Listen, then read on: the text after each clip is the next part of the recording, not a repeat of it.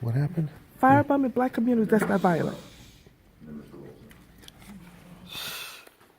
Firebombing and killing blacks, that's not violent. Former Director of Policy for Core, California. Any of you here who don't know who I am have no business sitting there. Okay? I worked with Sheriff Bartlett for 6 years to fix this creepy mess. He is a creep. You have pin? Pocket gave it to me. You go see my comments in the Beverly Hills Patch. I confronted their people in the jail. You're afraid to talk about them.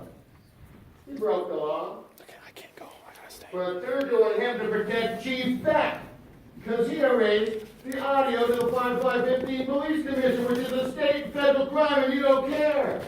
And for 2.5 years, I've had published nationally that I called him a bigot. That means I got hit by police on me, and you don't care.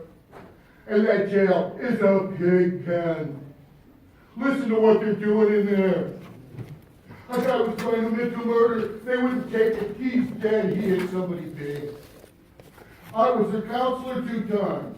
I heard the shrink say, it's okay to not go to sleep for a month or 2. You'll get used to it. The bathrooms are filthy. You're wasting your money. They just paint the psych ward and get this, people. It's 60 beds to 68 in the psych ward in the same room. Filthy bathrooms. And you have the chairs and seats down to 12 from 30. You're going to have violence in there. Now I'm here to work with you, or I'm going to destroy you all because I'm holding goods and I just gave it to Kim. Now they're trying to bring some sense to this mess. Now you want to work with me, or you only got wiped on the floor? Because guess what? You now have a responsibility. If that video breaks viral nationally, before Beck and the police commissioner are arrested, I'm told by his buttons in LAPD, guys who know me and like me, there's going to be riots and burning because I told the people in Charlotte and Milwaukee, the city managers, I gave them this information. Are you familiar with the 2003 DOJ agreement? Any of you that's been broken, that's created 24,700 dead people because you don't take up care about internal affairs? How do you not know with the DOJ agreement? Took it to Benita Gupta, head of DOJ last February. Don't care. This is out of your time stuff. Well, it's about time. You are now on the hook for dead people and fixing your filthy jail where I was. Now, you're either going to talk to me or I'm going to make you look like fools. Because you people, I got told in court this week, I have no right to my civil rights because you people prevented me from phone calls for 3 to 5 days, 2 times. Mr. Doyle.